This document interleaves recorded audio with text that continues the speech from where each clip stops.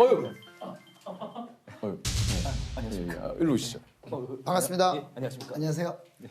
자, 5감을 넘어 직감까지 동원해서 범인을 잡는 6감 경찰입니다. 우리 강승구 경위님. 예, 안녕하세요. 네, 반갑습니다.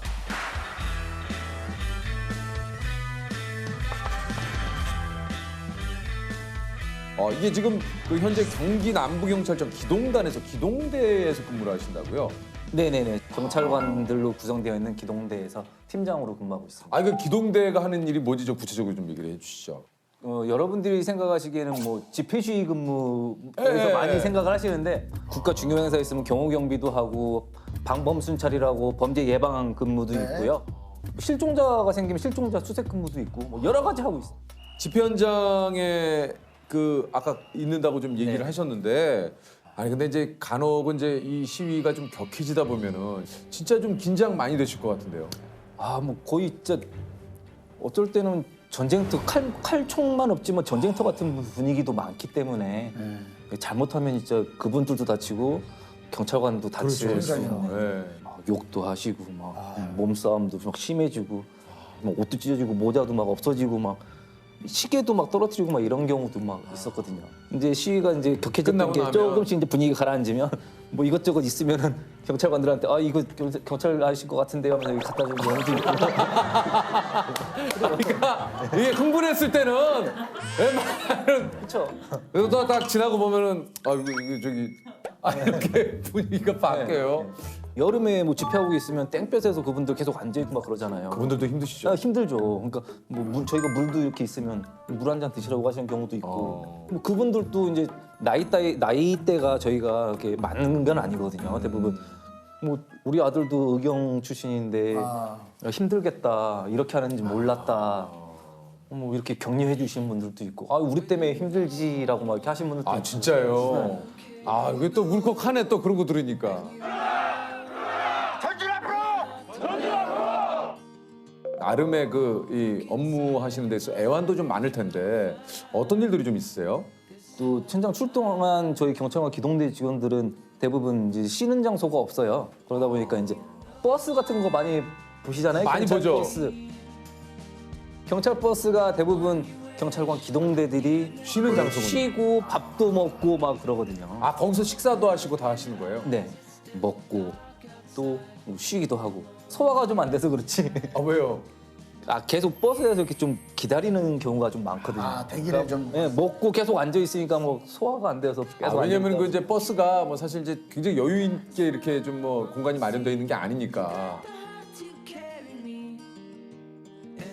기동대에서 근무하신 지 2년 정도 되셨고 이전에는 어디서 근무를 좀 하셨습니까? 그 전에는 이제 112 종합상황실이라고 이게 112 신고 접수하는 곳에서 5년 정도. 경위님의 직감으로 범죄 현장을 좀 알아차린 적이 있다고 그래요. 이게 낮에였는데 뭐 여자분이 전화하셔가지고 다짜고짜 그냥 짜장면 두 그릇만 모텔로 좀 갖다 주세요. 이렇게 전화가 저한테 저 이거- 걸려왔어. 이거 저도 아는데 저도 알아요 이거. 그 어떻게 보면 데이트 폭력을 당하던 여성분이 그분을 저 구해내신 네, 거잖아요. 네네네. 네네. 실제 상황실 녹음 파일을 좀 준비를 했거든요. 한번 들어볼까요? 경찰입니다. 무슨 일이세요? 네, 여기 그 육교 있는 근처에 있는 모텔인데요. 짜장면 이름이 뭐예요? 짜장면이요? 혹시 남자친구한테 맞았어요? 네, 짜장면집이라고 말하면서 저한테 말하시면 돼요. 모텔 이름이 뭐라고요? 여기 모텔? 네, 그게 부근에 있는 건가요? 네. 여기 502호예요. 502호 가시고 똑똑똑 두드리면 문 열어주세요. 네. 짜장면 빨리 갖다 드린다고 하세요. 남자친구한테.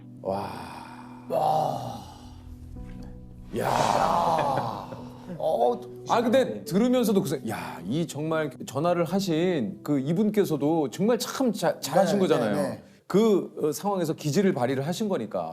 근데 이거를 알아채시고 이렇게 오늘 이분이셨구나.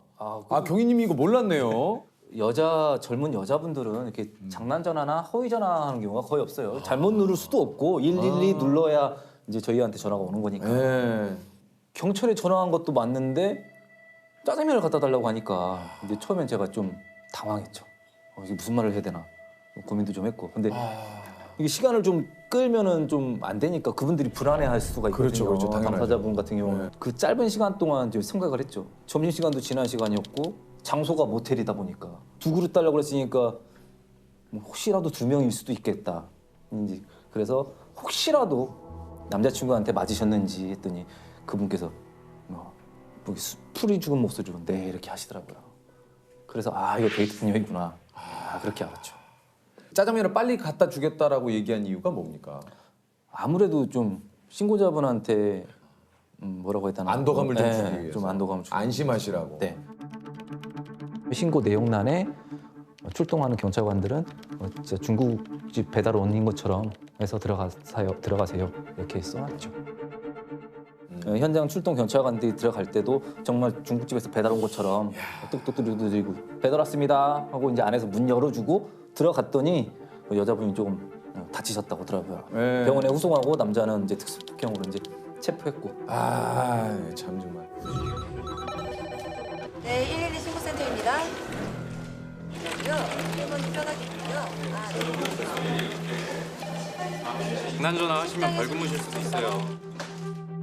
긴급신고 112입니다. 신고하신 분 있으면 말씀하세요.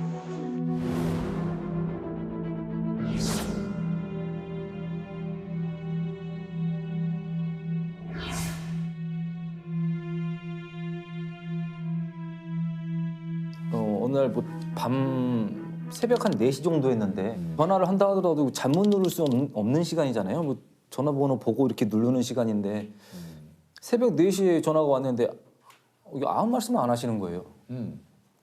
잘못 누르지는 않았을 거고. 그래서 혹시라도 말씀을 못 하시는 상황이시면 핸드폰을 한번 톡톡톡 두들겨 보시라. 화면 같은 데 이렇게 두드리면 소리가 저한테 나죠. 들리거든요. 진짜로 톡톡톡 두드리시더라고요. 아 이거 좀 이상한데? 말씀을 못 하시는 상황이고 제가 시키는 대로 했으니까 이거 이상한 상황이잖아요. 그래서 조용히 말해야 되겠구나. 그래가지고 여보세요. 무슨 일이세요?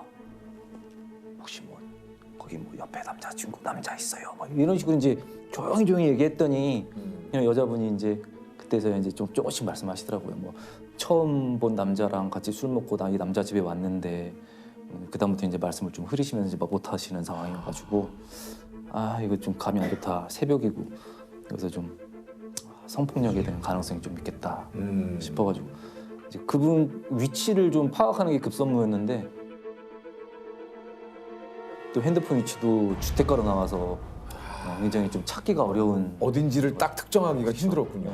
거기서 이제 이분을 가장 위치 찾기 위한 방법으로 이제 생각해 본 게 화장실이 혹시 있는지 그 안에 화장실 창문 열어서 거기다가 뭐 휴지도 던지세요, 뭐 수건도 흔들어 보세요.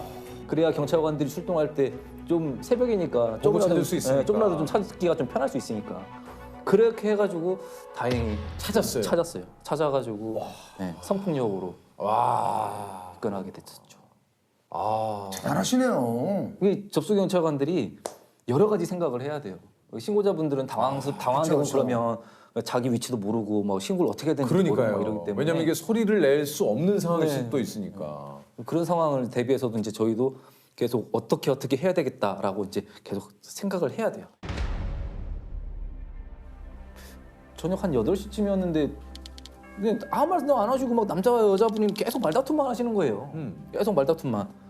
그냥 112만 눌러놓고 남자분랑 남자 여자분이 계속 막 말다툼만 막 싸움 하시더라고요. 이게 부부 같기도 하고 연인 같기도 하고 그래서 핸드폰 위치 확인해봤더니 뭐 산 쪽으로 나오고 그래서 산에서 혹시 뭐 말다툼하다가 112 누르기에는 좀 애매한 장소고 시간도 그렇고 그 신고자 핸드폰 위치 그 근처에 고속도로가 있었거든요. 그래가지고 고속도로에서는 차 운행 중에 말다툼하다가 이렇게 싸울 수도 있겠다라는 생각을 했었어요.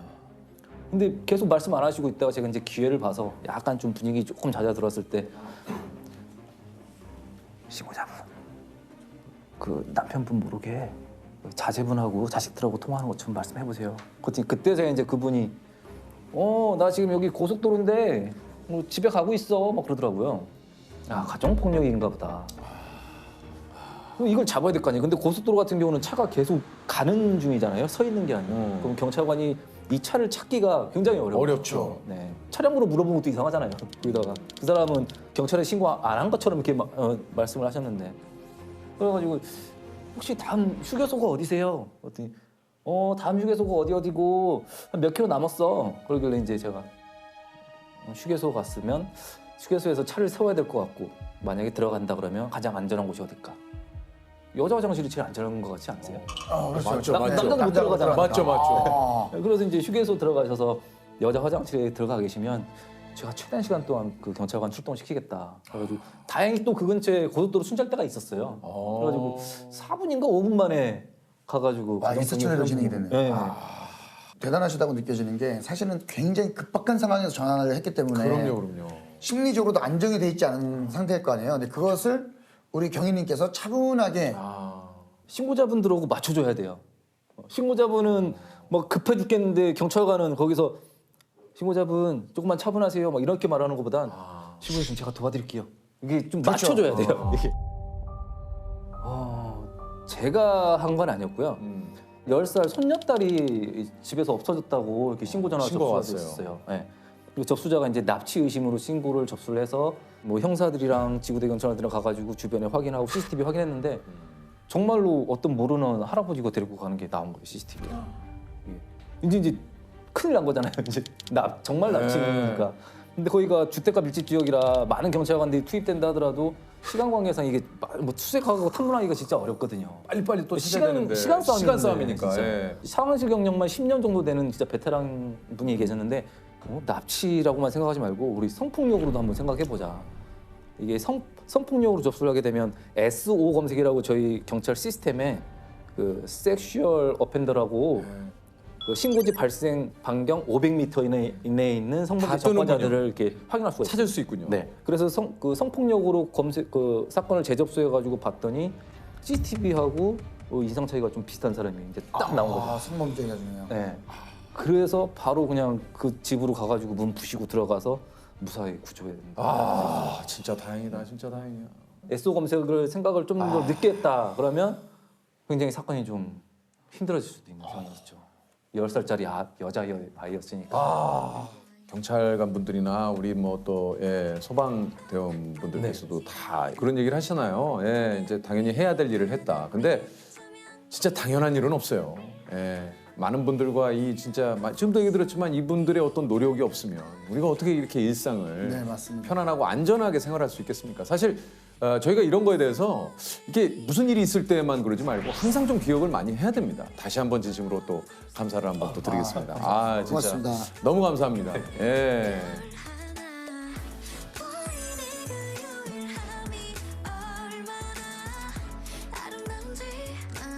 제가 접수를 잘못 받아서 뭐 이런 것보다는 그건 있었어요.